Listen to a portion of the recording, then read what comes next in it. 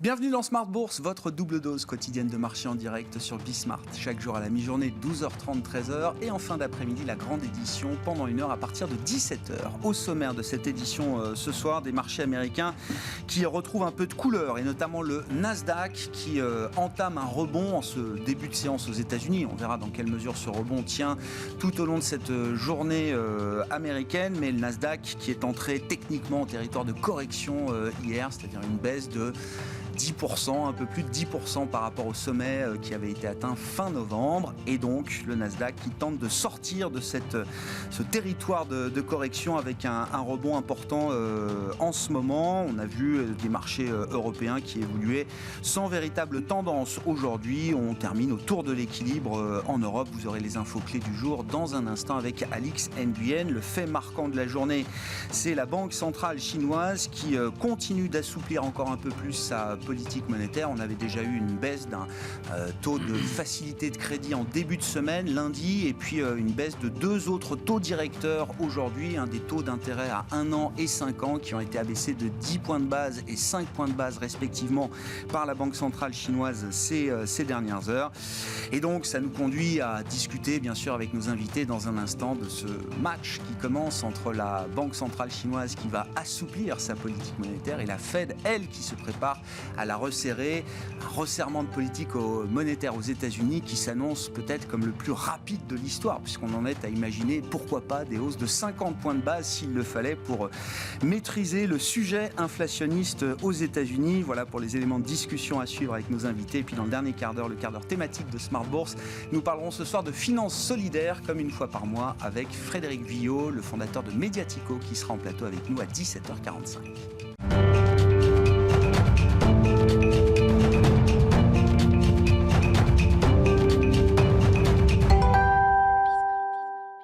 Et les marchés américains qui ont donné le petit coup de pouce nécessaire aux marchés européens pour leur permettre de terminer positif ce soir. Les infos clés du jour avec Alix Nguyen. Comme pour l'ensemble des places européennes, le prolongement du rebond d'hier s'avère laborieux et l'indice parisien évolue sans tendance claire. Le marché se trouve tiraillé entre les signes d'assouplissement monétaire en Chine et le durcissement du discours de la Fed. Toujours du côté des banques centrales, la tonalité du compte-rendu de la dernière réunion du Conseil des gouverneurs de la BCE révèle sans surprise des divisions entre colombes et faucons. Les membres du Conseil des gouverneurs évoquent le risque d'une inflation maintenue au-dessus de leur objectif. Et puis la BCE persiste et signe en précisant devoir rester ouverte à un resserrement comme à un assouplissement monétaire. On relève aussi que les tensions géopolitiques autour de l'Ukraine constituent un facteur de stress. Wall Street se ressaisit en début de séance du fait d'un allègement de la pression sur les marchés de taux. Sur le plan des statistiques, nous découvrions ce matin, comme anticipé, la hausse de 5% sur un an des prix à la consommation en décembre dans la zone euro, soit un niveau inédit. À cet effet, Christine Lagarde s'est exprimée et s'est voulue rassurante en déclarant que les prix devraient se stabiliser avant de baisser graduellement au cours de l'année. En Chine, la Banque centrale a surpris en abaissant son taux préférentiel de prêt à 1 an de 10 points de base à 3,7%. Celui des prêts à 5 ans a été réduit de 4,65% à 4,6%. Il s'agit du premier assouplissement depuis 2020.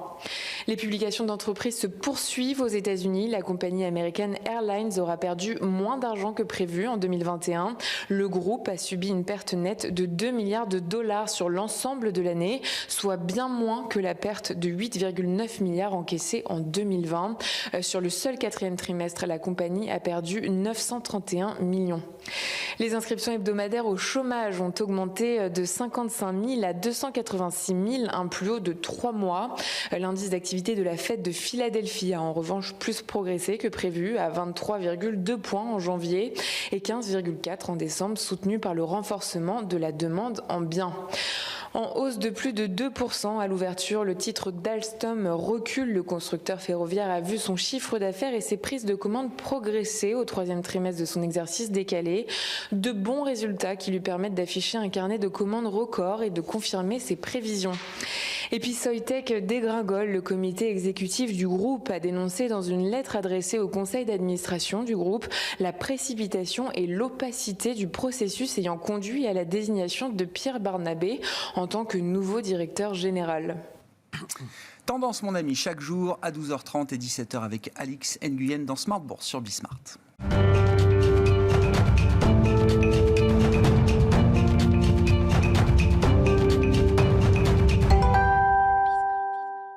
Trois invités avec nous chaque soir pour décrypter les mouvements de la planète marché. Malik Hadouk est avec nous ce soir, directeur de la gestion diversifiée de CPR Asset Management. Bonsoir Malik. Bonsoir. Merci d'être là. Merci à Mabrouk Chetouane de nous accompagner également. Bonsoir Mabrouk. Bonsoir. Vous êtes responsable de la stratégie et de la recherche de BFTIM et Thomas Friedberger est avec nous également ce soir. Bonsoir Thomas.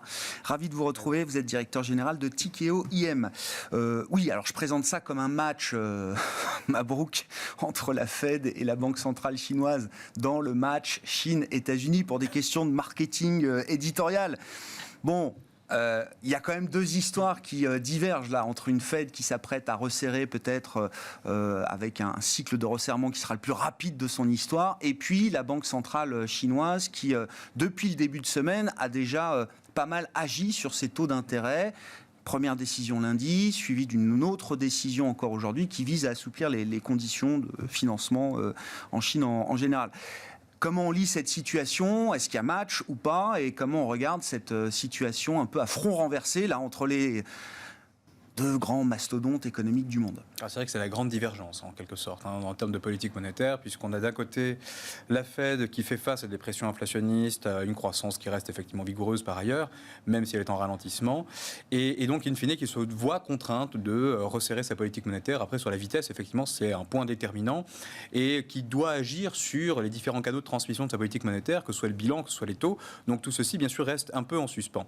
De l'autre côté, on a la Chine, qui, elle, fait face à des difficultés qui sont bien plus grandes en termes économiques, puisque la stratégie adoptée pour endiguer le virus n'est pas la même, donc ça induit finalement d'autres conséquences macroéconomiques. On a bien vu que même si l'activité en Chine, l'activité est en berne en Chine en quelque sorte, on a par ailleurs assez peu de pression inflationniste, donc finalement, et puis surtout un secteur de l'immobilier qui se porte pas très bien et qui est déterminant en termes de croissance économique. Le poids de l'immobilier, c'est à peu près 15% du PIB et chinois, et donc in fine c'est assez déterminant. Donc mécaniquement la PBOC a des marges de manœuvre et elle est peu contrainte, finalement peu exposée par ailleurs et assez peu sensible finalement à ce qui se passe du côté de la Fed. Donc finalement c'est deux histoires distinctes. En gros la Banque centrale de Chine fait un peu ce qu'elle veut, donc elle drive finalement sa politique monétaire, sa politique budgétaire par ailleurs, parce que ça aussi c'est un autre paramètre qui va rentrer en ligne de compte, et il y a eu des déclarations de la part effectivement du gouvernement chinois indiquant qu'ils allaient de nouveau soutenir l'activité économique. On voit que les émissions de titres de dette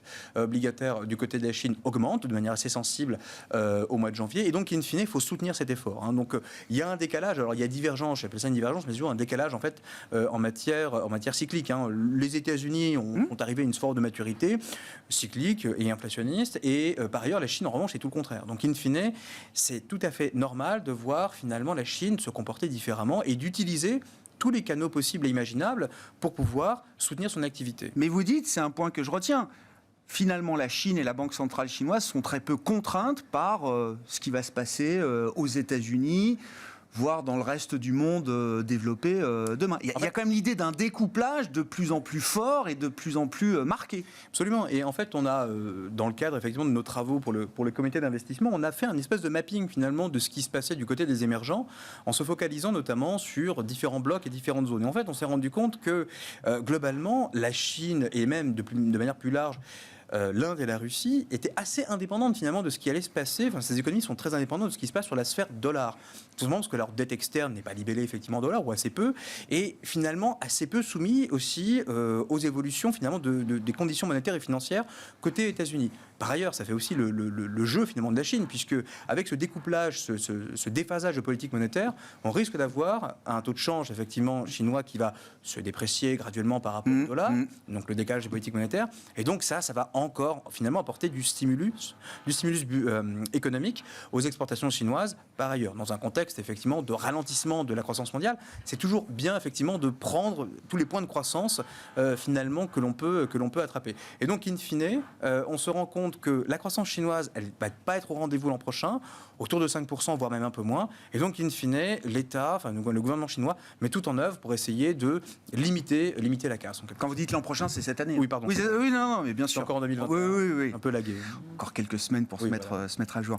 Quel signal ça envoie, Malik ? La Chine, là, l'assouplissement chinois, alors qui était dans les cartes. Oui. Maintenant, il se matérialise là.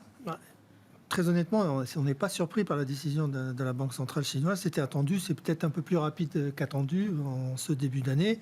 Mais il y avait matière à agir parce que la croissance ralentissait. Et ce qu'il disait exactement, il y a ce seuil de 5% sur lequel il ne souhaite pas descendre. Donc l'objectif de croissance, a priori, sera maintenu. Avec les Chinois, de toute façon, ils manipulent toujours les chiffres pour arriver à la fin. Année après année, je me souviens, il y a 10 ans, on prenait toutes les précautions. Maintenant, on dit très clairement, ces chiffres sont manipulés, c'est politique. Non, c'est mais politique, voilà. Oui, mais c'est très bien. Non, mais c'est pas manipulé, on est c'est pragmatique, politique. on est Voilà, réaliste. Il n'y a pas de souci Voilà, là-dessus. c'est l'affichage. On affiche des oui. 5%, on les atteindra, on a atteint nos objectifs. On le dit clairement désormais. Donc il y a un découplage entre la Banque centrale chinoise et la Banque centrale américaine, effectivement. Et voilà, la Chine vit sa vie, mais pourrait être impactée si la Banque centrale américaine était beaucoup plus agressive. Et d'ailleurs, ça l'impacterait directement en termes de quelle manière ? croissance économique. Parce que la croissance économique... Ralentissement de la consommation aux États-Unis, pas bon pour les exports bien chinois. sûr, bien entendu. Donc, même si à l'heure actuelle, il n'y a pas de risque à court terme, mais si la Banque centrale américaine devenait beaucoup plus agressive, parce que Omicron, on l'oublie, hein, c'est du passé, parce que la croissance va se maintenir malgré tout et que l'inflation est persistante, notamment du côté, le risque pour nous, c'est vraiment l'inflation salariale qui va entraîner, on le voit déjà aux États-Unis, hein, le risque n'est pas là en Europe, on en reparlera peut-être tout à l'heure, mais c'est vraiment l'inflation salariale qui poserait un problème à la Fed et qui pourrait être amenée à intervenir plus agressivement, à la fois par la réduction de son bilan et par une hausse des taux beaucoup plus importante qu'anticipée. Et là, ça impacterait par ricochet la Chine en termes de croissance économique, en termes de potentiel attendu. Si je reste pour l'instant sur le sujet chinois, Malik, encore une fois, cet assouplissement monétaire de la Banque centrale chinoise que vous attendiez, qui arrive peut-être un peu plus vite que prévu, est-ce que c'est le signal ? Est-ce que c'est un feu vert ? Est-ce que c'est un go pour réinvestir, notamment les actions chinoises ? Oui. Ça y est. Oui. Très clairement, pas uniquement le marché action chinois, le marché obligataire aussi chinois. Oui, c'est un go. Vous avez le signal ? On a le signal. Oui, non, mais parce que ça fait des mois qu'on en parle avec vous, que vous êtes sur la retenue, exactement, en attendant justement un signal, et ça y est, vous l'avez. Ouais. Et en termes de valorisation aussi, il y a des segments, notamment le segment technologique chinois qui a atteint des niveaux de valorisation. On ne peut pas le comparer au secteur technologique américain. Je sais que c'est compliqué à le faire, mais quand même, il y a eu des baisses très prononcées sur certains géants du secteur technologique chinois qui nous apparaissent attractifs à l'heure actuelle, et c'est le moment de rentrer sur le marché chinois. Thomas, le match PBOC Fed, et puis cette idée de découplage quand même de deux zones économiques majeures pour les prochaines années. Alors, je vous laisse commenter, mais moi, ce qui m'a frappé dans l'actualité récente, c'est la question de Taïwan, qui semble quand même prendre de plus en plus de poids dans les décisions stratégiques des entreprises. On verra d'ici 2050 comment Taïwan se retrouve rattaché à la Chine, puisque les géopolitologues nous disent que ce n'est pas une question de si, mais que c'est une question de quand. Je voyais TSMC, alors au-delà des résultats de TSMC, c'est le plan de CAPEX, 120 milliards de dollars peut-être sur les 3 prochaines années qui vont être dépensés par TSMC pour construire des facilités de production aux États-Unis, en Allemagne, au Japon, peut-être en Australie. Ces entreprises-là se préparent à un découplage massif qui va être encore plus important que ce qu'on a vécu ces dernières années. Oui, alors sur le découplage de politique monétaire, je dirais que c'est pas nouveau, sauf que ça s'inverse, puisque en 2020, on l'a peut-être oublié, mais la Chine est le seul pays développé au monde à avoir eu des taux réels positifs et une croissance positive, alors que les États-Unis étaient en récession assez profonde. Donc, on a eu un resserrement, une politique non accommodante en Chine pendant 2 ans et une politique très accommodante aux États-Unis. Le package budgétaire américain dans le contexte du Covid était à peu près équivalent à celui que la Chine avait mis en place en 2016. Donc, après avoir beaucoup critiqué la Chine pour injecter du stimulus, en fait, les pays occidentaux, c'est pas que les États-Unis ont fait exactement la même chose, alors que la Chine, elle, est en train de faire l'inverse. Ça participe, il y a une logique dans tout ça. La Chine cherche à crédibiliser ses marchés de capitaux. Leur grande faiblesse par rapport aux États-Unis, c'est ce manque, on va dire, d'attractivité de leur marché de capitaux qui permet aux États-Unis d'attirer des talents du capital pour développer leur économie. La Chine cherche à faire ça et cherche à crédibiliser leur devise. Donc, ils avaient besoin de dégonfler cette bulle du crédit, cette bulle de l'immobilier.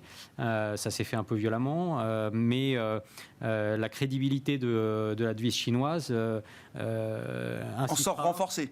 Oui, et incitera les partenaires commerciaux de la Chine à s'endetter et à commercer dans la devise chinoise et non pas en dollars. Et c'est un des 3 buts du gouvernement chinois, c'est d'adresser ce problème de dépendance vis-à-vis du dollar, donc qui nous ramène au problème de Taïwan et des entreprises. Je pense que ce découplage-là, un des 3 risques qu'on voit, nous, pour 2022, c'est le risque d'affrontement US-Chine, pas militaire, mais le risque pour les entreprises du coût de cet affrontement. On voit bien que les États-Unis d'un côté et la Chine de l'autre demandent à leurs alliés de choisir leur camp et demandent aux entreprises de leurs alliés de choisir leur camp aussi. C'est-à-dire que quand vous êtes une entreprise, peu importe où vous êtes situé dans le monde, si vous faites beaucoup de business avec la Chine, vous allez avoir des problèmes aux États-Unis et vice-versa. Ça a un coût. Le fait d'avoir 2 systèmes différents, 2 types de standards, etc., ça a un coût pour les entreprises.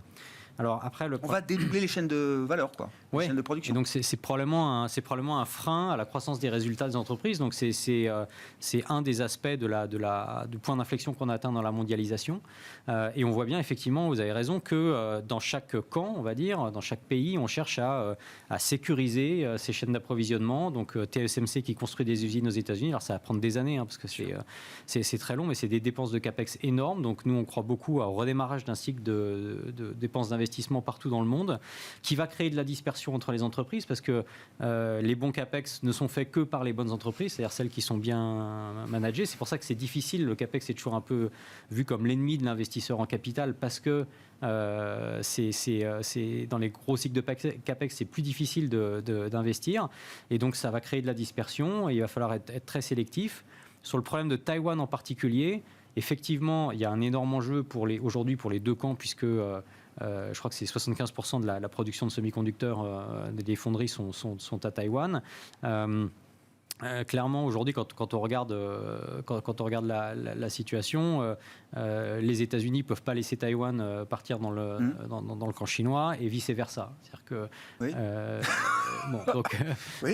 Donc effectivement, il va y avoir des tensions autour de Taïwan, c'est évident. Donc on va vivre une nouvelle escalade Chine-États-Unis. On ne va pas s'arrêter à la guerre commerciale telle qu'on l'a connue mais sous qui ne Trump. sera pas. Alors je sais qu'on aime bien fantasmer sur des conflits militaires, etc. Mais ça sera très perdant-perdant d'avoir un conflit militaire. Donc ce sera plutôt un aveu d'échec. En revanche, gagner du temps pour qu'on se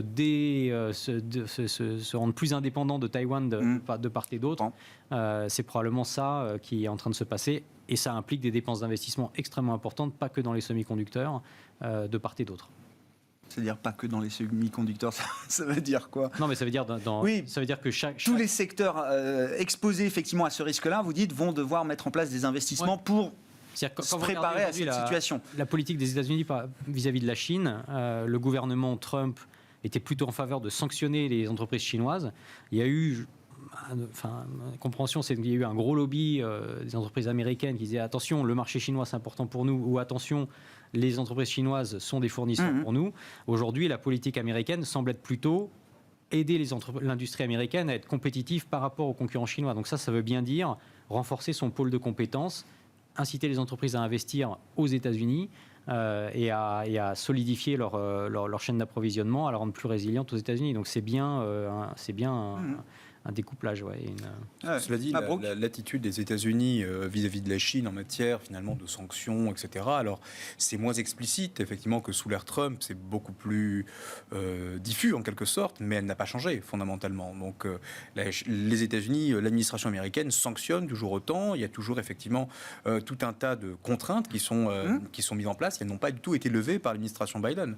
Donc, ça risque effectivement. Quelle nouvelle forme ça peut prendre, enfin, parce que évidemment tout est taxé aujourd'hui, de manière tarifaire, douanière, et on ne va pas revenir là-dessus pour l'instant. Donc c'est quoi la nouvelle forme d'affrontement là à laquelle il faut se préparer sur le plan économique, financier? Le dossier finalement qui n'a jamais été traité, celui de la propriété intellectuelle notamment, donc qui a toujours été mis de côté parce que Trump n'a pas eu le temps de le traiter. Peut-être que Biden effectivement dans le cadre des midterms qui sont mal engagés par ailleurs, va peut-être agiter finalement ce dossier-là pour essayer de finalement remonter un peu dans un électorat qui ne lui est pas encore acquis. Donc en tout cas, il sait que les midterms ne lui sont pas forcément acquises. Et donc, in fine, on peut avoir un regain de tension, finalement, une sémantique de nouveau un peu sévère et un peu, belliqueuse vis-à-vis de la Chine, tout simplement en agitant donc cette histoire de propriété intellectuelle. Ce qui, par ailleurs, effectivement, on revient un peu sur le thème de l'appropriation de la production, notamment de composants clés comme les semi-conducteurs, et qui aujourd'hui, finalement, est absolument déterminante. Donc, cette histoire n'est pas encore finie. Et surtout, alors j'aimerais juste revenir sur un point que Malik évoquait, c'est si la Fed effectivement se montre plus agressive, c'est qu'il y a des raisons. Les raisons, effectivement, ce sont les salaires. Ça, je suis entièrement d'accord. Mais quelque part, cette augmentation de salaire est aujourd'hui absolument souhaitable. Si elle n'intervient pas, on va avoir quand même des petits problèmes. C'est-à-dire qu'en gros, notamment sur la croissance des salaires aujourd'hui est clairement insuffisante au regard de l'inflation. Donc aujourd'hui, on a une croissance réelle des salaires qui est négative. Ça, c'est un problème. Alors, là encore, il faut faire un peu attention. Les salaires réels ont cru de manière absolument substantielle avec effectivement les chèques qui ont été distribués, etc. Donc ça, on le sait. Il y a encore un réservoir de croissance, un réservoir d'épargne, un réservoir effectivement qui est assez positif. Néanmoins, si ça se prolonge trop longtemps, et on sait bien que le temps... Il y a un sentiment d'appauvrissement qui risque de s'installer. Et effectivement, là, dans l'histoire, quand on regarde cette statistique de salaire réel systématiquement, et là, même si l'épisode qu'on a traversé, effectivement, 2020-2021 est très particulier, dès qu'on a cette série, en fait, qui rentre en territoire négatif ou qui s'approche trop de zéro et qui reste trop longtemps, finalement, voisine de zéro, c'est pas très bon signe pour la croissance. Et donc, in fine, quelque part, une Fed qui se montrerait agressive, ce serait le reflet d'une bonne nouvelle, notamment sur les salaires.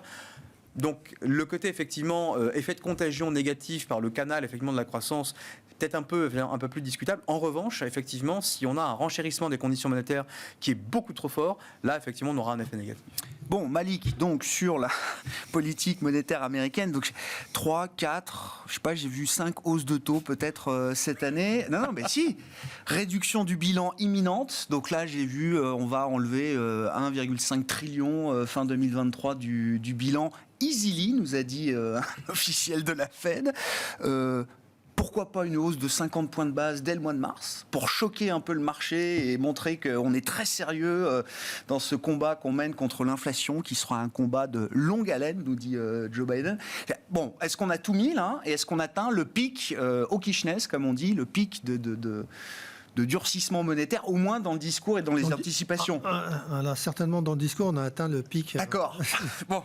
Le pic de ce qu'on pouvait anticiper. Moi, je me rappelle l'année dernière, le discours était que les banques centrales avaient bien préparé les choses et que leur communication était parfaite. Moi, je n'étais pas d'accord avec ce sentiment l'année dernière. On a dit ça ici. Oui. Et le revirement de situation de la Banque centrale américaine, notamment au sujet de l'inflation, est assez marquante. Mais bon, il y a aussi l'influence politique de Joe Biden qui a clairement demandé à ce qu'on prenne le sujet de l'inflation très sérieusement et qu'on le combatte, comme le disait mon collègue. Dans les sondages, il était tellement bas qu'aujourd'hui, il n'a plus beaucoup de combats à mener, sauf celui de l'inflation. Et un peu plus de rigueur face à la Russie aussi, notamment. Parce qu'on parle de la Chine, mais il y a un autre axe qui va aussi poser problème en termes de géopolitique, c'est effectivement la Russie, avec tout ce qui se passe autour de l'Ukraine. Mais ce qui va importer pour les actifs risqués, c'est la rapidité avec laquelle cette agressivité va se faire, notamment en termes de remontée des taux, et donc de suivre de façon très précise les taux d'intérêt réels qui ont fortement remonté au cours des dernières semaines. On a pris 50 BP en l'espace d'un mois. Vous vous rappelez, l'année dernière, je disais que les taux d'intérêt étaient trop bas.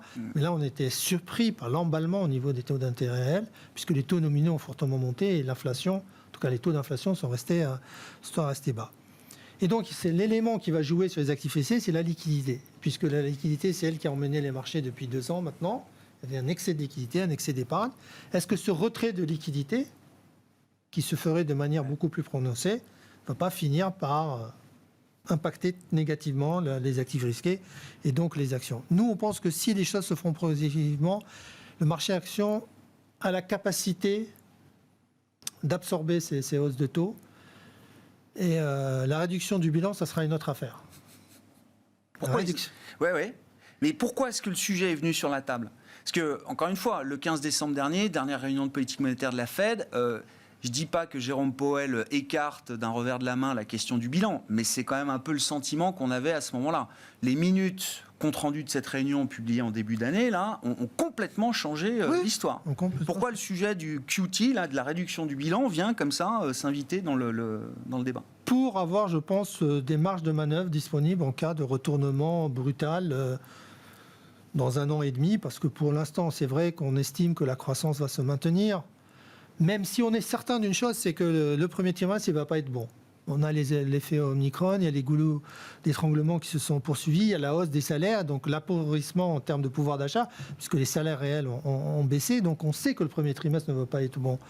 Par contre, comme je disais tout à l'heure, Omicron, c'est du passé. Tous les États sont en train de relâcher la pression sur les mesures coercitives, et donc on peut s'attendre à un redémarrage là aussi. Donc on pourrait être surpris positivement en termes de... nouvelle phase de reprise, enfin une nouvelle phase de rattrapage dans la grande reprise qu'on connaît depuis. C'est pas à exclure. Ouais. C'est pas à exclure. Sur la situation américaine, Thomas, je comprends politiquement Joe Biden qui met tout son poids sur la lutte contre l'inflation. Est-ce que c'est un bon calcul politique? Parce que le risque, c'est quand même à un moment d'abîmer un peu la croissance et donc d'abîmer aussi un peu le marché du travail. Donc là, ça se compte en nombre de jobs aussi pour les élections de mi-mandat. Donc est-ce que c'est un risque bien calculé de ce point de vue-là? Et puis je voulais qu'on glisse gentiment aussi sur la thématique matières premières, parce que on voit bien la hausse continue des prix de l'énergie, du pétrole, qui apporte encore un peu plus de gêne dans cette question inflationniste. Alors sur le risque politique pour Joe Biden, je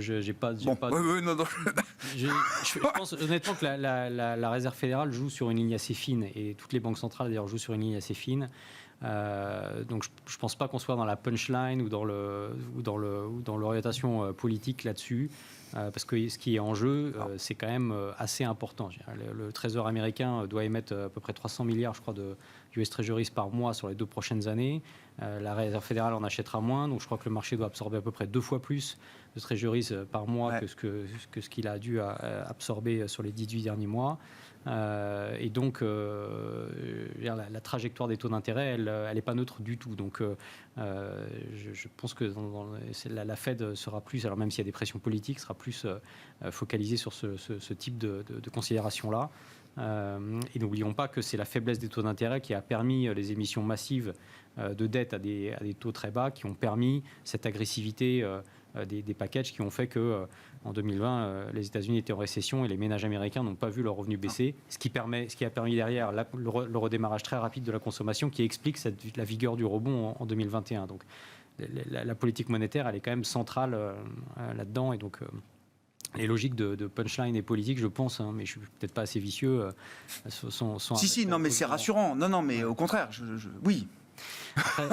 Je trouve ça rassurant que ce soit un sujet suffisamment sérieux pour ne pas être juste soumis à la pression politique. Après, sur le prix des matières premières, moi je vais être très terre à terre et très empirique, puisqu'on est des investisseurs fondamentaux et on gère des portefeuilles concentrés de conviction, et donc on n'est pas des gérants macro, on est plutôt des gérants de conviction cotés et non cotés. Et ce qu'on voit effectivement sur les sociétés qu'on a en portefeuille, qu'elles soient cotées ou non cotées, et dans le non coté, on a beaucoup de sociétés industrielles de taille moyenne qui sont assez sensibles au prix des matières premières, c'est quand même qu'il y a une énorme incertitude, probablement plus en 2022 que que n'importe quelle autre année sur les 10-15 dernières années, enfin en tout cas depuis la crise de 2008 et le pic qu'avait atteint le pétrole à l'époque sur le prix des matières premières, et que c'est effectivement, si c'est mal géré, une menace pour la croissance des résultats des entreprises. Après, encore une fois, et je suis désolé de dire à chaque fois, nous on pense que la dispersion étant la nouvelle forme de correction, ça concerne aussi les matières premières. C'est-à-dire qu'on voit quand même une certaine forme de découplage. Il y a les matières premières qui sont liées à la transition énergétique, il y a les matières premières énergie fossile, il y a l'agricole, etc. Alors tout est bien sûr lié, mais il y a quand même des logiques des marchés qui se créent avec de l'offre et de la demande qui sont assez différentes suivant les matières premières et suivant les géographies aussi. Ouais. Et il y a derrière ça des tendances plus durables que d'autres, vous dites, Thomas ? A priori, alors on n'est pas des spécialistes des matières premières, mais sur les matières premières liées à la transition énergétique, comme le cuivre, comme les terres rares, comme le lithium, etc., il y a quand même une méga tendance qui me semble relativement évidente. Sur le pétrole, on a quelques spécialistes maison chez nous. Honnêtement, c'est très très compliqué de faire des prévisions. C'est très incertain parce que l'offre et la demande varient en permanence et s'ajustent assez fort. Donc on ne se risquerait pas à ça. Il y a plutôt effectivement une tendance haussière. Et puis après, sur le gaz, on voit bien qu'il y a des enjeux, et là pour le coup géopolitiques très forts, notamment en Europe. Et donc bien malin qui pourra dire ce qui va se passer, quoi. Sur le pétrole, Mabrouk, parce que c'est vrai qu'on attendait quand même, alors au moins une stabilisation des prix du pétrole qui permettait d'imaginer des effets de base qui allaient jouer, qui allaient quand même détendre la hausse des prix, l'inflation dès le début de cette année 2022. Les dernières projections économiques de la BCE sont faites sur des facteurs qui ont été arrêtés à fin novembre, je crois. Le Brent est plus haut qu'il n'était à ce moment-là. Donc ça veut dire qu'on va encore accumuler de la pression inflationniste là, au moins sur ce début d'année 2022. Alors, le pic d'inflation, quand on regarde les projections de la BCE, il est devant nous. Alors qu'en gros, on ne l'a pas encore tout à fait atteint. Donc il y a encore de l'inflation qui risque de monter. Alors ce qui est très intéressant, quand on regarde, alors là aussi je rejoins ce qui a été dit, notamment sur la partie dimension politique. Donc la composante politique des prix, notamment le prix du gaz et du prix du pétrole. Clairement, il y a des enjeux qui sont derrière. Et le simple équilibre offre-demande ne suffit pas effectivement à tout expliquer. C'est pour ça que ça rend l'exercice de prévision extrêmement difficile et délicat. Donc je ne m'aventurerai pas sur ce terrain-là. En revanche, non, mais ce que je veux dire, c'est intéressant, parce que ça veut dire que $100 sur le pétrole, pour vous en tant qu'économiste, c'est pas un prix fondamental. C'est qu'il y a une prime politique qui forcément s'est installée, qui explique qu'on puisse arriver à un moment à ce prix-là éventuellement. Il y a deux niveaux. Effectivement, il y a cette composante politique qui explique une surévaluation du prix du pétrole, puisqu'on joue effectivement, chaque pays joue sa partition en quelque sorte pour rééquilibrer ses comptes budgétaires. On pense à l'Arabie Saoudite, qui est effectivement une économie dispendieuse et qui dépense plus qu'elle ne reçoit, donc elle a besoin d'un prix du baril élevé. Et il y a aussi une composante aussi structurelle par ailleurs qui est derrière, dont on a parlé à plusieurs reprises, c'est le déficit d'investissement dans le secteur énergétique qui ne va pas être effectivement renforcé, aidé en tout cas par la transition énergétique. Encore une fois, on a une désincitation à aller effectivement ouvrir de nouveaux champs pétrolifères ou de nouveaux champs gaziers, tout simplement pour les raisons que l'on connaît. Maintenant, est-ce que c'est la bonne stratégie ? Je ne sais pas, mais en tout cas, la conséquence est qu'on a une pression haussière sur les prix de l'énergie. Alors, on pensait effectivement, quand on fait des exercices de projection, que l'effet de base lié effectivement à l'énergie allait se tarir et que cette contribution énergétique qui est extrêmement forte et qui a commencé depuis mai 2020, si je ne dis pas de mai 2021, allait effectivement se calmer progressivement. C'est 50% de l'inflation zone euro, l'inflation globale. Prix de l'énergie au total. Oui, globalement, c'est ça. Donc la contribution, effectivement. Et le poids de l'énergie, c'est seulement 9%. Oui. Donc, dans le CPI. Exactement. Et donc, in fine, ce qui se passe, c'est que ça retarde effectivement cette décrue de l'inflation énergétique. Néanmoins, le problème que l'on voit, c'est que aujourd'hui, la volatilité de l'inflation, que ce soit les États-Unis ou la zone euro, ne vient plus exclusivement de l'énergie. Historiquement, c'est 80% de la volatilité de l'inflation qui vient de la sphère énergétique. Aujourd'hui, quand on regarde aux États-Unis, ce sont les services et le manuf combinés qui expliquent autant de volatilité de l'inflation que la sphère énergétique, et c'est principalement le secteur manufacturier, en zone euro qui explique la volatilité de l'inflation. Donc aujourd'hui, même si on a des prix agités, même si on a des prix qui montent, le problème qu'on a fondamentalement, c'est sur la sphère services et manufacturier, qui continue finalement de progresser. Et c'est pour ça que le pic d'inflation aujourd'hui en zone euro aux États-Unis, il est devant nous, on le sait, c'est pas encore fini en fait cette affaire, et que globalement, on va juste avoir un retard finalement de cet ajustement des prix d'énergie, de la contribution des effets de base, guillemets, le cœur de l'inflation, il est encore effectivement haussier et devant nous. Et donc, in fine, finalement, donc, on prend un peu la difficulté qu'ont les banques centrales aujourd'hui. Là encore, je rejoins ce que vous avez dit, c'est que les banques centrales agissent avec assez peu de marge de manœuvre, en quelque sorte, assez peu de visibilité sur l'inflation. Mais en même temps, ce que disait Malik est extrêmement juste, c'est que la Fed s'est acheté, entre guillemets, tout un tas, entre guillemets, de marge de manœuvre, pour avoir les coups des franches, pour agir, quelle que soit finalement la configuration. Et c'est là, finalement, où la Banque centrale se montre extrêmement, entre guillemets, maligne, en quelque sorte. Ingénieuse, oui, maligne, exactement. Oui, c'est ça. Donc, puisque, finalement, qu'on ait une reprise épidémique, qu'on ait une crise économique, qu'on ait autre chose, en fait, on a tous les outils pour pouvoir effectivement répondre à la configuration. Il faut être malin. Et ça, c'est smart. Dans le contexte actuel, il faut être malin.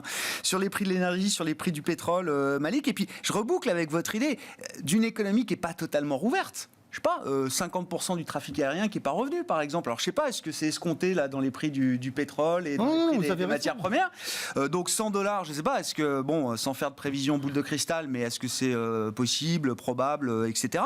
Et puis, venons-en à la BCE, parce que la BCE communique sur cette inflation énergétique, désormais, qui devient un peu centrale dans son analyse, y compris dans son analyse de long terme. Et sur la BCE, je voulais savoir pourquoi le marché ne croit toujours pas à Christine Lagarde quand elle nous dit qu'il n'y aura pas de hausse de taux cette année. Donc, voilà Sur les prix du pétrole, je serais comme mes collègues, j'aurais du mal à donner une estimation du prix du pétrole, du vrai prix du pétrole. Mais en tout cas, on connaît les raisons pour lesquelles les prix du pétrole ont récemment monté. Hein. Ça a été évoqué. Hein. Le manque d'investissement dans l'exploration, notamment. Le fait qu'on pensait que le nucléaire aussi prendrait une place beaucoup plus prépondérante. Mais depuis, on a des problèmes. On voit ce qui arrive en France aujourd'hui avec les centrales, centrales nucléaires. Donc ça joue aussi. Vous avez la Russie et le gaz. On manque de gaz en Europe. Et donc, ça, il y a une relation aussi avec l'évolution du prix du pétrole. Et puis, il y a la demande qui a été soutenue malgré tout.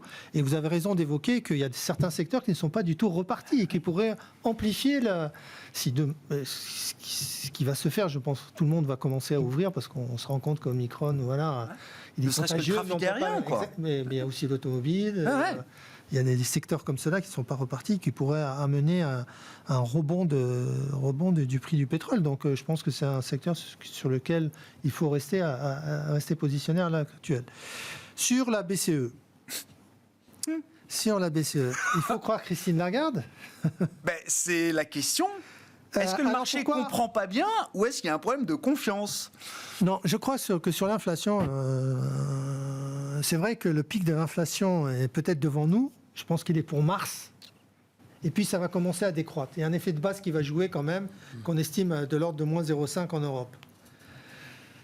Donc on va commencer. Et puis il y a certains prix industriels qui ont fortement monté. J'aurais du mal à penser qu'ils vont continuer à progresser aussi fortement qu'ils l'ont fait.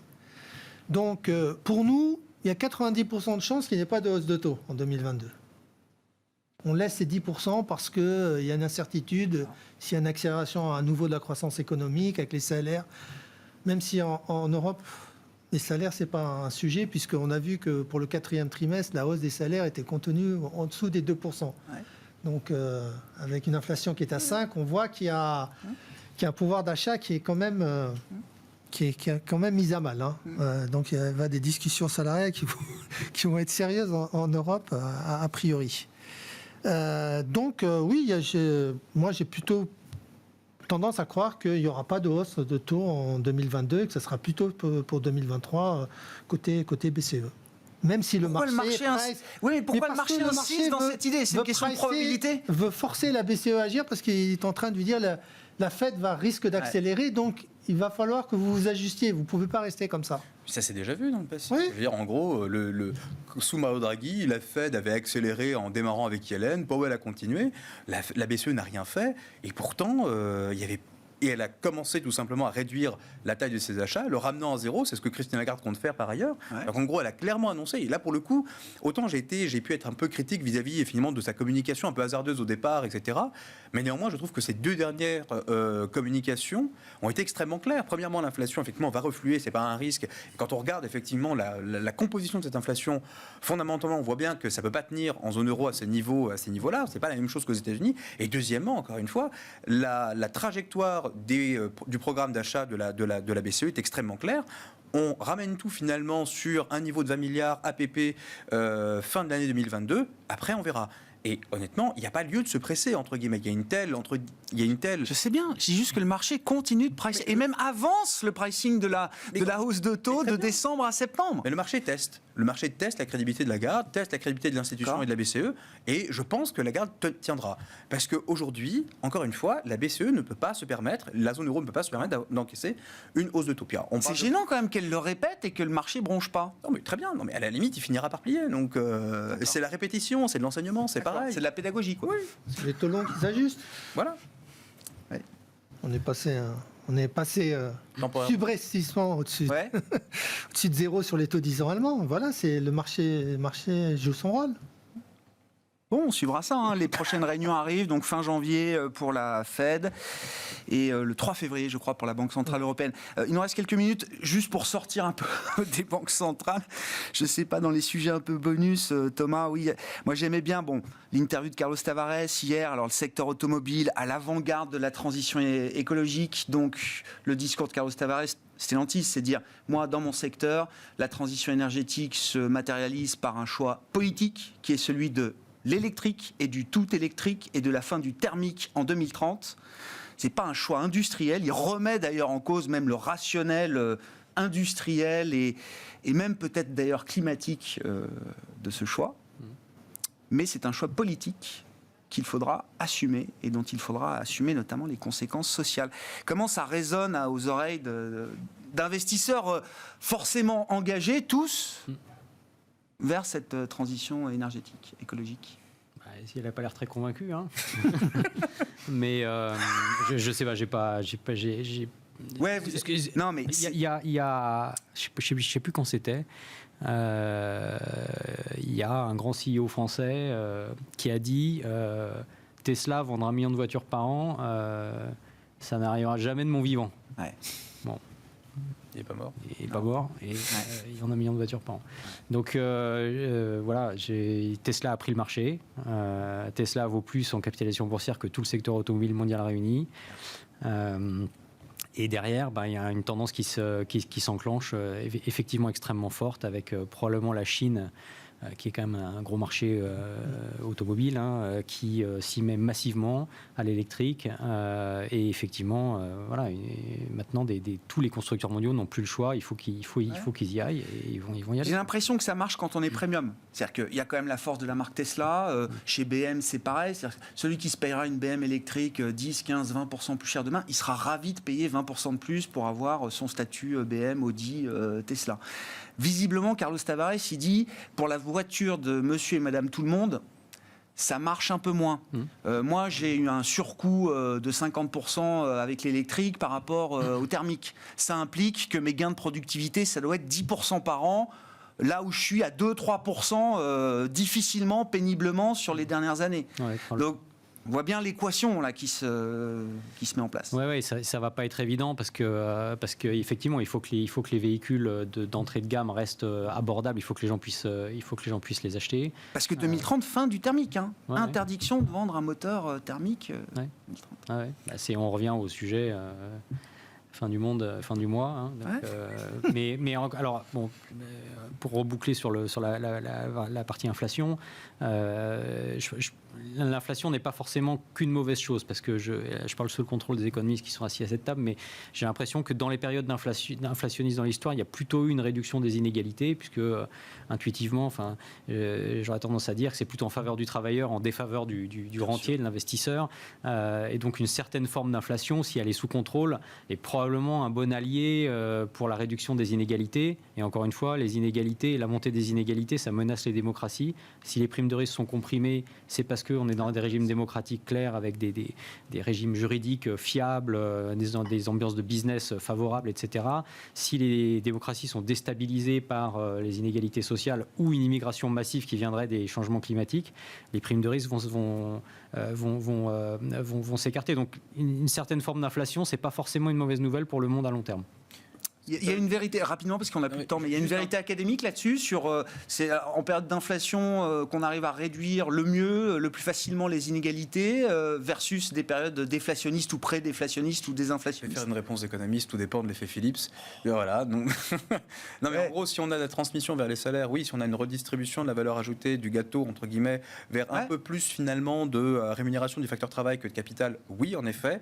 Mais là encore, c'est pas ce qu'on a vu sur les 15 dernières années. Alors, la vérité, effectivement, c'est qu'on n'a pas eu d'inflation. Donc, non, c'était la stagnation séculaire les 15 dernières années. Hein. Donc là, on va voir effectivement si on a justement ce changement de paradigme qui s'opère.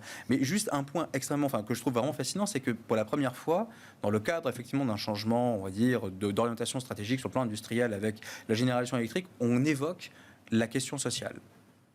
Et ça, effectivement, c'est globalement, je pense que c'est le premier à avoir dit attention au coût social lié en fait au changement de paradigme, lié au changement, aux conséquences du changement climatique et aux orientations stratégiques industrielles. Ce qu'il dit, Carlos, est-ce que je vais pouvoir vendre mes voitures ? Il y a un risque de consommation, un risque social derrière. Et qu'est-ce que je fais avec mes usines ? Là aussi, La réponse. boucle tout de suite sur le risque social. Malik, non, pour conclure ? Non, je suis d'accord avec Philippe. Parfait. Et ben on s'arrête là. Merci beaucoup, messieurs. Merci à vous trois. Merci d'avoir été les invités de Planète Marché. Malik Hadouk, directeur de la gestion diversifiée de CPRM. Mabrouk Chetouane, responsable de la stratégie et de la recherche de BFT-IM. Et Thomas Friedberger, directeur général de Tikeo IM, étaient nos invités ce soir.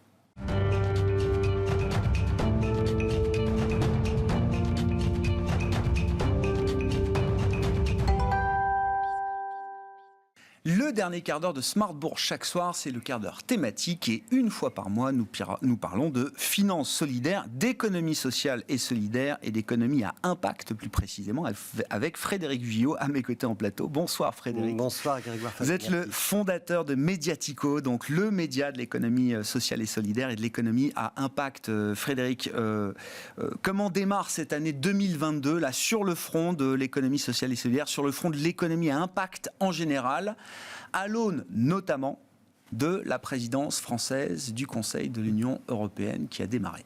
Alors, elle démarre évidemment avec beaucoup d'espoir, au-delà du débat purement franco-français quasiment qui a eu lieu hier soir au Parlement. Mais quand même, on attend des actes. Alors, les acteurs de l'économie sociale et solidaire, ils regardent avec beaucoup d'intérêt cette histoire de SMIC européen dont a parlé Emmanuel Macron dès le mois de décembre. Il y a aussi cette journée du 17 février à Strasbourg, une journée spéciale sur l'économie sociale en Europe. Alors, Mediatico y sera, ce sera en présence d'Olivia Grégoire, la secrétaire d'État en charge de l'économie sociale, solidaire et responsable. Ce sera aussi et surtout en présence de Nicolas Schmit, donc le commissaire européen en charge de l'emploi, qui doit fixer des priorités, ses priorités d'action. Alors, ce qu'on dit en ce moment, c'est qu'il va parler de développement de l'économie sociale en Europe, de financement, probablement d'outils de financement innovants. Donc, j'attends un petit peu de voir. Est-ce qu'il va parler des social impact bonds? Est-ce qu'il va aller au-delà de ça? Est-ce qu'on va parler de garantie avec le FEI derrière? Bon, on va regarder ça d'assez près chez Mediatico. Et ça, c'est potentiellement important parce que l'économie sociale en Europe, c'est quand même près de 3 millions de structures qui emploient 13 millions de salariés. Donc voilà, il y a vraiment il y a de l'impact social derrière ces initiatives qui peuvent être prises au mois de février. Mais vous dites, Frédéric, il y a une chance que toute l'infrastructure européenne, alors politique, mais également les institutions financières, fonds, etc., il y a quand même l'idée qu'il y a une dynamique qui est possible autour des sujets d'économie sociale et solidaire et d'économie à impact. Il y a une dynamique qui est possible. Ouais. Disons clairement quand même que la présidence française de l'Union européenne, elle ne dure que 6 mois, avec une élection présidentielle en plein milieu, et donc que les marges de manœuvre, elles sont réduites, qu'en réalité, là où se fait le travail, c'est surtout en amont, quand on sème les petites graines avant la présidence française qui arrive, et on met en place les groupes de travail, on commence à négocier de façon bilatérale pour dire, bon, ok, je te demande ton appui là-dessus, etc., parce que les axes stratégiques, ça va être ça. Et puis, une fois que la présidence française de l'Union européenne arrive, quand on est dans le dur, à ce moment-là, la France a un rôle de présidence et elle est censée coordonner l'Union européenne, elle n'est pas censée faire avancer ses propres pions. C'est avant que ça se passe. Mais voilà, ça se passe avant. On verra d'ailleurs si tout ça a été bien préparé en amont. On devrait voir des résultats et des annonces effectivement oui, alors on attend de voir. Qui feront consensus. Bien sûr, la France a des alliés. Nicolas Schmit est carrément un véritable allié de la France sur l'économie sociale, ça c'est intéressant. Et il y a un instrument qui est très important, un outil aux mains de la France, c'est le fait de pouvoir inscrire à l'agenda les sujets des réunions qui vont se dérouler. Bien sûr. Donc là, oui, il y a un vrai levier possible. Qu'en est-il de l'environnement et de l'impact environnemental Alors on Frédéric attend de voir quand même, parce qu'Emmanuel Macron, il a parlé de cette taxe carbone aux frontières. Alors oui, très bien, quand on est engagé sur les enjeux environnementaux, on se dit bien sûr, il faut une taxe carbone aux frontières, mais alors comment elle va se mettre en place? Quelles vont être les conditions? Ça va toucher qui? Quel va être son niveau? Bon, là, on est dans le flou le plus total, donc on attend là aussi du concret. Et puis, on a la finance verte qui va essayer de se positionner, parce que pour avancer, elle a simplement besoin de rayonner davantage qu'au niveau français. En France, elle se structure, mais elle ne pourra vraiment démultiplier son impact que si elle agit au niveau européen. Donc là, on attend aussi de voir ce qui va se passer. Mais en même temps, comme dirait Emmanuel Macron, en même temps, il y a de la défiance, parce que vous savez qu'en 2020, l'Union européenne a adopté une taxonomie de la finance verte, donc c'est un gros catalogue des activités économiques qui sont bienfaisantes, bénéfiques pour l'environnement. Et sur cette taxonomie, eh bien, les investisseurs à impact, ils se positionnent et ils vont devoir rendre des comptes à partir de cette année. Donc c'est super intéressant au niveau de la transparence, sauf que Emmanuel Macron, il a dit, et il a même redit hier au Parlement, qu'il voulait faire entrer le gaz et le nucléaire dans cette taxonomie européenne, donc dans cette liste d'activités soi-disant bénéfiques pour l'environnement, alors qu'on sait très bien que le gaz, c'est une énergie fossile, ça vaut pas mieux que le pétrole en réalité, c'est une ressource finie, et on comprend ce qui se passe, c'est déjà le fruit d'un compromis d'Emmanuel Macron avec d'autres pays européens, en particulier avec la Pologne sur le gaz. Et puis il a dit aussi que il voulait faire entrer donc le nucléaire dans cette taxonomie. Pourquoi? Parce que ça, c'est le fruit de sa vision d'une énergie nucléaire décarbonée. D'accord, elle émet pas de CO2, certes, et il voudrait nous faire croire probablement que c'est une énergie neutre, voire bénéfique pour l'environnement, alors qu'on sait très bien que le nucléaire, il peut déclencher des catastrophes environnementales considérables, que ces déchets sont hautement radioactifs, donc ils sont dangereux, et qu'on en a pour très très très longtemps. Donc non, le nucléaire, moi je comprends pas qu'il puisse rentrer dans une taxonomie européenne. Donc c'est pas étonnant qu'hier Greenpeace ait fait une action. Ils ont pris des portraits d'Emmanuel Macron, ils les ont trempés dans du mazout, et puis voilà, ils ont fait une opération de com'. Nous, ce qu'on dit chez Mediatico, c'est qu'en fait, il ne faut quand même pas dévoyer maintenant, jamais dévoyer cette taxonomie européenne, parce qu'en fait, on va fragiliser toutes les bases de la construction de la finance d'impact, qui est à peine émergente. C'est vraiment pas le moment de faire entrer le gaz et le nucléaire dans cette taxonomie. Vous pensez que ça va dévoyer Évidemment. Comment peut-on justifier? Non, mais j'entends votre point de vue, Frédéric. C'est le débat. Ce sont les activités bénéfiques pour l'environnement. Quand on met du gaz et du nucléaire, c'est pas bénéfique pour l'environnement. Soyons clairs, ouvrons les yeux, regardons les choses en face. Enfin, vous voyez ce qu'on est en train d'essayer de faire pour limiter la hausse des prix à 4%, en faisant des chèques inflation, en entravant complètement les marges de manœuvre d'une entreprise publique comme EDF. Enfin voilà, c'est quand même... Oui, mais on est sur du conjoncturel. Ouais. C'est maintenant qu'il y a de l'inflation. Dans 3 ans, on ne sait pas où on en sera. Le nucléaire, on sait qu'on en a pour quelques milliers d'années, d'accord, sur le retraitement du combustible. Donc non, il y a un problème de positionnement. Moi, je préférais un discours qui dirait « Ok, on ne fait pas rentrer le gaz et le nucléaire dans la taxonomie, parce que la taxonomie, en fait, il faut la sacraliser pour que les investisseurs sachent vraiment dans quelle direction aller. En revanche, oui, on se donne 5 ans de délai.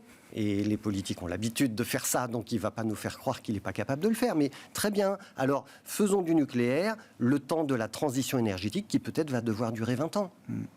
En allant 20 ans avant d'aller vers plus d'énergie renouvelable. Cette taxonomie, moi je comprends qu'elle va être très dynamique, que c'est des curseurs qui vont de toute façon évoluer, bouger, que c'est un cadre qui est encore assez mouvant quand on parle avec ceux qui suivent les sujets de régulation. Mais oui, une fois qu'on a inscrit des choses dedans... mouvant parce qu'il se met en place, parce que tous les pays européens ne sont pas encore d'accord, mais c'est maintenant que ça se joue en fait. Voilà. Petite parenthèse là-dessus, parce qu'on parle de finance d'impact, d'environnement, etc.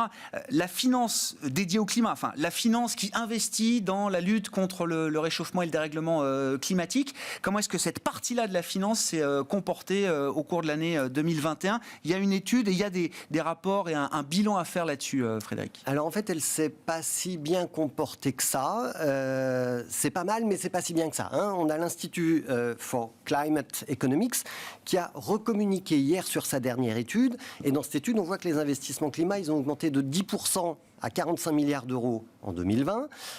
Et c'est une hausse qui est essentiellement due aux voitures électriques et aux voitures hybrides rechargeables. Sauf qu'on reste très en dessous des objectifs de la stratégie nationale bas carbone.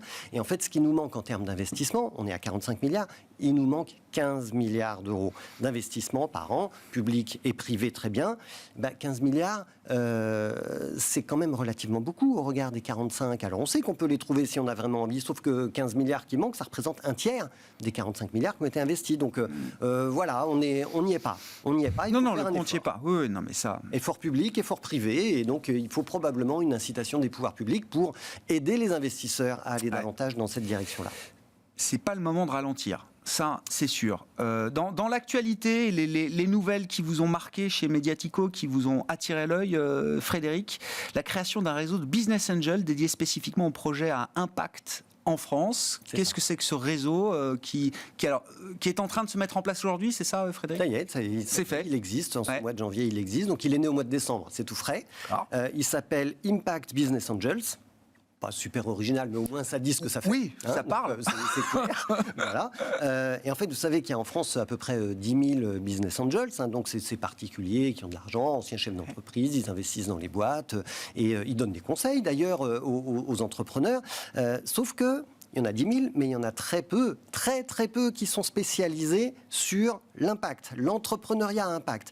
Et il y a un autre chiffre qui est intéressant, c'est qu'on sait que l'investissement à impact en France, c'est 4 milliards d'euros. Ça pourrait être plus. Donc voilà, allez, il faut les pousser à faire davantage. Mais 4 milliards d'euros d'investissement impact, mais extrêmement peu en amorçage. Donc on a un trou dans la raquette, vous savez, ce fameux trou dans la raquette en matière de financement, notamment dans l'entrepreneuriat. Donc on a le groupe SOS et sa filiale Pulse. Groupe SOS, gros groupe de l'économie sociale et solidaire, qui se sont penchés sur la question. Ils ont travaillé avec la Fédération française des business angels. Ils ont créé ce réseau. Il est actif aujourd'hui, on est au mois de janvier, il compte déjà 15 business angels qui sont fondateurs et il commence déjà à soutenir des projets à impact social, à impact environnemental, à impact territorial, à impact sociétal. Ils les soutiennent en fonds propres ou en quasi-fonds propres, quelles que soient les structures juridiques, associations, coopératives, start-up, ESUS, quels que soient les labels. Comment on peut les rejoindre, Frédéric, là ? Parce que Business Angel, des particuliers qui nous regardent, ça peut les intéresser, là ? Évidemment, c'est pour ça que je vous en parle. Oui, bien sûr. Donc, vous allez sur Internet et vous tapez impact-businessangels.org et vous tombez sur ce réseau.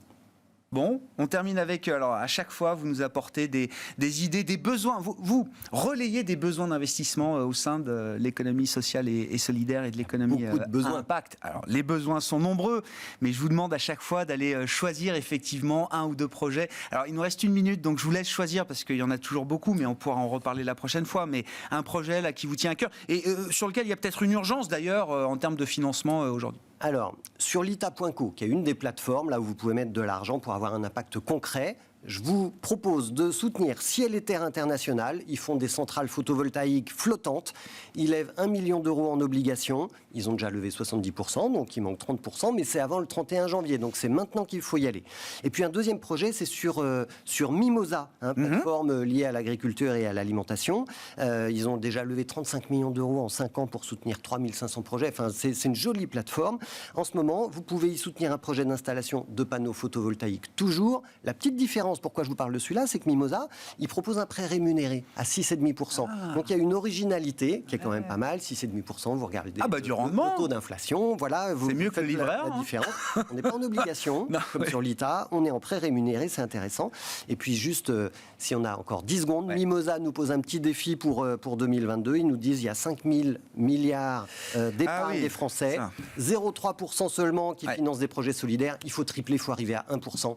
Allez-y. Il y a une pétition sur le livret de développement durable. Sur le livret de développement durable, oui, bien sûr, parce qu'il flèche trop peu de ses avoirs sur les projets sociaux et durables. Merci beaucoup Frédéric de venir nous tenir informés chaque mois de l'actualité de l'économie sociale et solidaire et de l'économie à impact. Frédéric Vuillot, le fondateur de Mediatico, avec nous dans Smart Bourse ce soir.